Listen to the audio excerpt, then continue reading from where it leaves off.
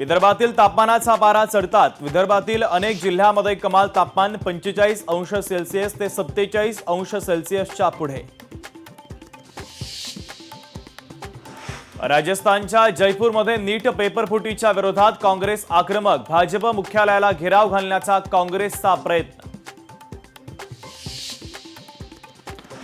Cockroach जनता पार्टीचं Twitter handle बंद। अभिजित दिपकेंनी भीती व्यक्त करताच तासाभरात कारवाई। बीडमधील सरपंच संतोष देशमुख हत्या प्रकरण पुढची सुनावणी आता 4 जूनला होणार। नीट पेपरफुटी प्रकरणी आज दिल्लीमध्ये महत्त्वाची बैठक। एनटीए संचालकांना शिक्षण समितीनं बैठकीसाठी बोलावलं।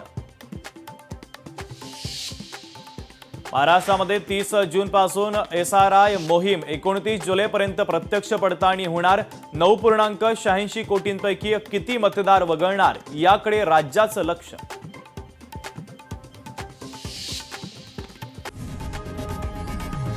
लोकशाही मराठी ऐका, पहा, जागरूक रहा।